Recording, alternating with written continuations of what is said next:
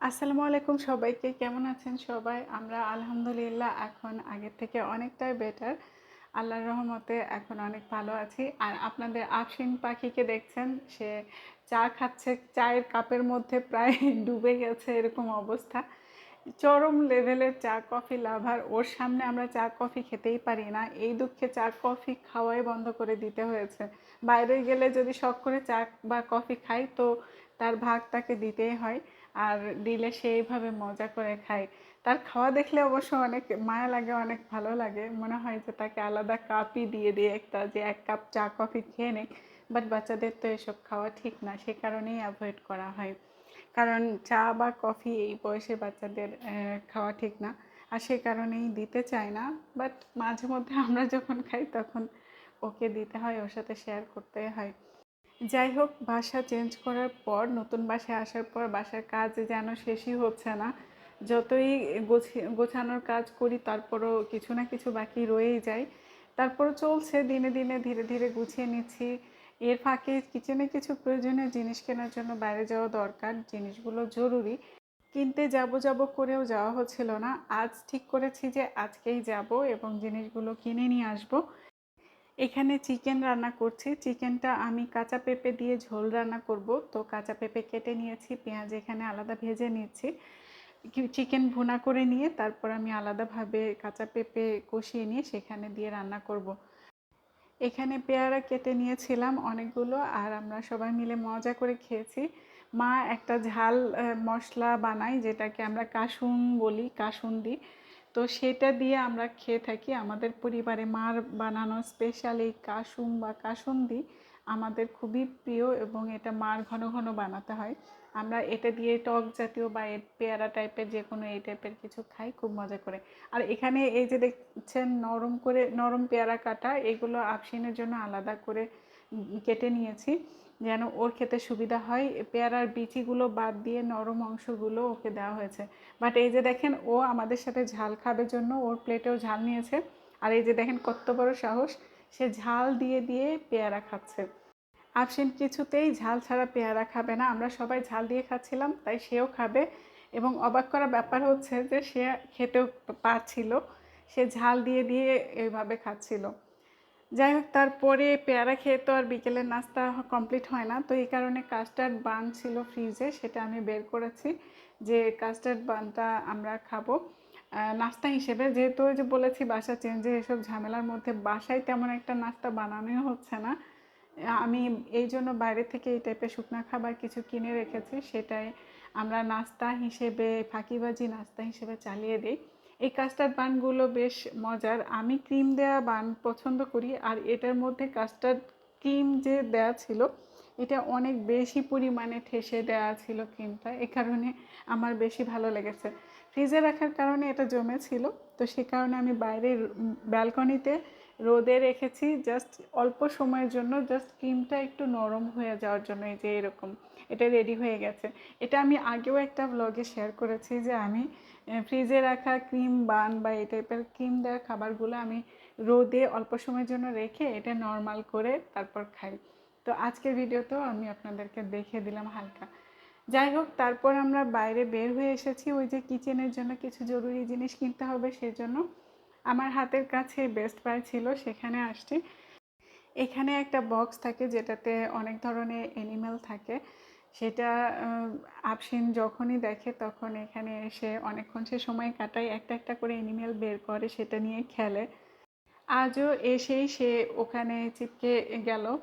তো আমার জন্য ভালোই হলো যে আমি আমার মতো কাজ করব, ও এখানে ব্যস্ত থাকবে। আফশিন বেশিরভাগ সময় এখানেই কাটিয়েছে অ্যানিমেলগুলোর সাথে, আর আমি আমার মতো শান্তি মতো কাজ করেছি। অর্থাৎ যা যা কিনবো সেগুলো আমি দেখেছি, খুঁজেছি। কিচেনের জিনিসের প্রতি আমার একটা দুর্বলতা আছে। অল্প দুর্বলতা না, অনেক বড় দুর্বলতা আছে। যে কারণে কিচেনের জিনিস কিনতে গেলে আমার অন্য রকমের একটা আনন্দ, অন্য রকমের একটা খুশি কাজ করে।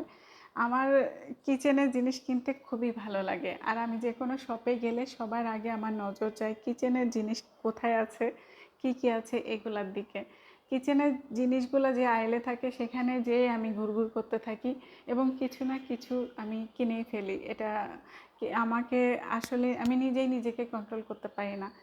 এখানে এসেও আমি কিনতে আসছি অন্য জিনিস, বাট দেখেন ঘুরে ঘুরে আমি দেখছি অন্য অন্য অনেক কিছুই। তো যেগুলো আমার দরকারও নাই বা যেগুলো আমার প্রচুর আছে সেইগুলো জিনিসের আইলেও আমি ঘুরে বেড়াবো, দেখতেই থাকবো যে নতুন কিছু আসছে কিনা, এক্সট্রা কিছু আসছে কিনা। কিচেনের জিনিস আমি সবসময় আগে থেকেই বেশি বেশি দেখি এবং কেনার বেলাতেও সেগুলোই বেশি কিনি।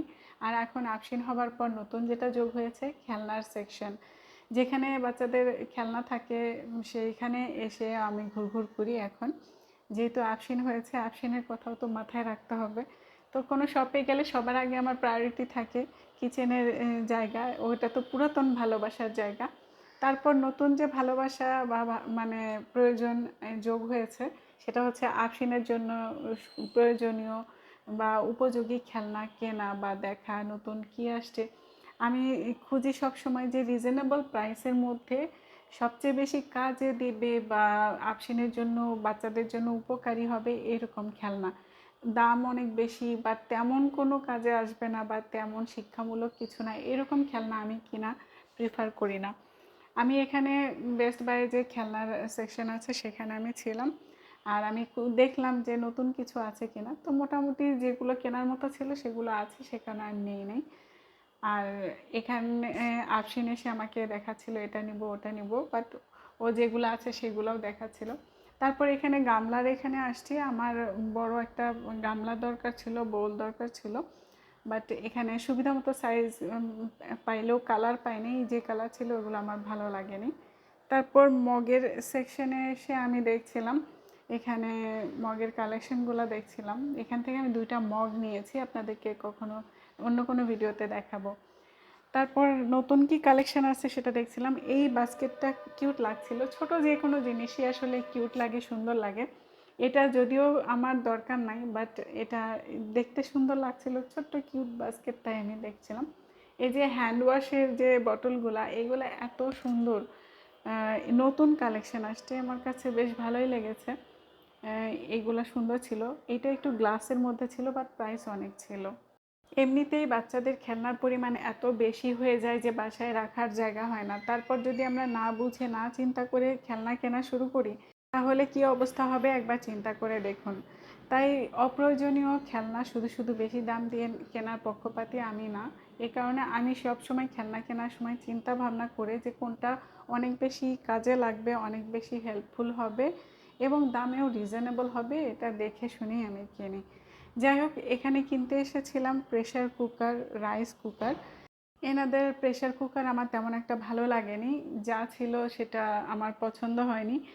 আর সে কারণে প্রেশার কুকারটা শেষ পর্যন্ত কেনা হয়নি। আর প্রেশার কুকারটাই ওনাদের যেটা ছিল সেটা আমাদেরকে দেখাচ্ছিল, আমি দেখলাম, তারপর মা দেখছিল। এখানে কিছু জগের কালেকশন দেখলাম, এগুলো প্লাস্টিকের মধ্যে ছিল, বাট সুন্দর প্রিন্ট করা ছিল, দেখতে ভালো লাগছিল। আর এগুলো কাচের জগ ছিল, এগুলার ডিজাইন খুবই ইউনিক লেগেছে আমার কাছে এবং আমার কাছে ভালোই লেগেছে ডিজাইনগুলা। ইউনিক ডিজাইন ছিল, দেখতে সুন্দর। আর এগুলো একটু কমন ডিজাইনের মধ্যে, আপনারা দেখে থাকবেন নর্মালি। তারপর এগুলো কাচের ছিল, কিন্তু ডিজাইনটা ভালো। এই যে এই ডিজাইনটা ভালো, এই যে এগুলা কিন্তু নতুন ইউনিক ডিজাইন, ভালোই ছিল। এইটাও একটা ইউনিক ডিজাইন, নতুন ডিজাইন। এখানে জাগের কালেকশন দেখলাম, এগুলা কাচের মধ্যে বিশেষ করে যেগুলো ছিল বেশ ভালোই, বাট আমি কিনি নাই, এখন আমার কাছে জায়গা আছে সে কারণে কিনি নাই। তারপর আমরা রাইস কুকার দেখছিলাম এনাদের। এখানে তো ভীষণের রাইস কুকার পাওয়া যায়। আমি এলজির রাইস কুকার কিনতে চেয়েছিলাম, বাট আমার বাসা থেকে কাছাকাছি কোথাও এলজির তেমন ভালো শোরুম ছিল না, সে কারণে আমাকে এখানে আসতে হয়েছে। আর ভীষণের আমি 2টার মতো দেখলাম, তার মধ্যে আমার একটা মোটামুটি চলে বলে মনে হয়েছে, আমি সেটাই নিয়েছি। ভীষণের কোনো প্রোডাক্ট আগে আমি ব্যবহার করিনি, তাই আমি জানি না কেমন, সেই ভরসায় আমি কিনতে চাচ্ছিলাম না। আমি যেটা নিয়েছি সেটা প্রাইস পড়েছে প্রায় 3000 টাকা। আপনারা যারা ব্যবহার করেছেন তারা জানাবেন যে এটার সার্ভিস কেমন বা ইউজ করে কেমন লেগেছে আপনাদের। আফসিন একটা ভাইয়াকে পেয়েছিল আর সেই ভাইয়াটার সাথে এখানে খেলছিল, ওর সময় ভালোই কেটে যাচ্ছিল। আমরা যখন এদিকে কেনাকাটা করছিলাম আমি আর মা মিলে দেখছিলাম এদিকে রাইস কুকার, প্রেশার কুকার এগুলো, আর আফসিন এদিকে ওই ভাইয়াটার সাথে খেলে সময় কাটাচ্ছিল। বেশ কয়েকটা জিনিস কেনার জন্য আসছিলাম কিচেনের, আর তার মধ্যে শুধুমাত্র রাইস কুকার হলো। প্রেশার কুকারটা আমাদের এখানে পছন্দ হয়নি, আমরা অন্য কোথাও থেকে নিব, আর আজকে সম্ভবত হবে না, আরেকদিন এটা কিনতে হবে। খাবার জন্য সবসময় যে প্লেটগুলো আমরা ব্যবহার করি সেগুলো আমাদের স্বাস্থ্যসম্মত হওয়া উচিত।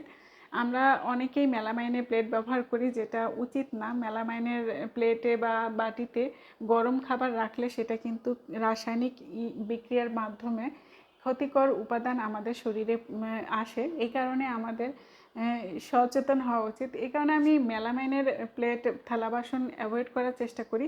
বাট বাসায় বাচ্চা থাকলে সিরামিকের থালা বাসন সবসময় ব্যবহার করা সম্ভব হয় না, সে কারণে আমি স্টেইনলেস স্টিলের প্লেট কেনার চিন্তা করছিলাম, কিন্তু পছন্দ না হবার কারণে পরে আর প্লেট কেনা হয়নি। এটা হচ্ছে প্যানাসনিকের একটা সেট, এটা যে কোনো কিচেনের জন্য খুবই হেল্পফুল একটা সেট। এখানে একটা হ্যান্ড ব্লেন্ডার থাকে, একটা হুইস্ক থাকে যেটা দিয়ে কেকের ফোম টোম করা যায়। হ্যান্ড ব্লেন্ডার দিয়ে ব্লেন্ডারে সব ধরনের কাজই প্রায় করা যায়। আর থাকে চপার, যেটাতে সবজি থেকে শুরু করে নরম মাংস, চিকেনের মাংস, এইগুলাও চপ করা যায়। প্যাক খোলার পর প্রথমেই বেশ মোটাসোটা একটা ম্যানুয়াল পেলাম। ম্যানুয়ালে সব কিছু ভালোভাবে এক্সপ্লেন করা আছে। আর এটা হচ্ছে হ্যান্ড ব্লেন্ডারের অংশ, এটা দিয়ে সহজেই ব্লেন্ড করা যায়। এটা খুবই ইউজফুল একটা জিনিস, আমি আফসিনের জন্মের পর কিনেছিলাম। আর এটা এত কাজে দিয়েছে আমার একটা হ্যান্ড ব্লেন্ডার, বাট ওই হ্যান্ড ব্লেন্ডারটা নষ্ট হয়ে যাওয়ার পরেই আমি এটা কেনার চিন্তা ভাবনা করি। শুধু হ্যান্ড ব্লেন্ডার কিনতে চেয়েছিলাম, বাট পরে আমি এই পুরো সেটটা কিনে ফেলি। এই যে এইভাবে মোটরটা এর সাথে লাগিয়ে নিলে এভাবে সহজেই যে কোনো বাটির মধ্যে যে কোনো হাঁড়ির মধ্যে, যে কোনো পাতিলের মধ্যে আপনি সরাসরি ব্লেন্ড করতে পারবেন। হ্যান্ড ব্লেন্ডারের সুবিধা এটাই যে আপনি যে কোনো পাত্রের মধ্যে যে কোনো খাবার আপনি ব্লেন্ড করে নিতে পারবেন। ব্লেন্ডারের সাথে যে মোটরটা থাকে এটা সহজেই এর সাথে অ্যাটাচ করা যায়, আবার সহজেই এটা থেকে আলাদা করা যায়, এর জন্য সুবিধা।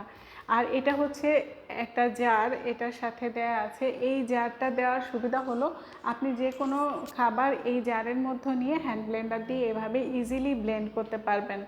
এই জারের মধ্যে যে কোনো ফলের জুস বানানো যাবে, স্মুদি, মিল্কশেক, লাচ্ছি, এই টাইপের যে কোনো কিছু আপনারা ইজিলি হ্যান্ড ব্লেন্ডারের সাহায্যে এই জারের মধ্যে বানিয়ে নিতে পারবেন এবং এটাতে করে পরিবেশনও করতে পারবেন চাইলে।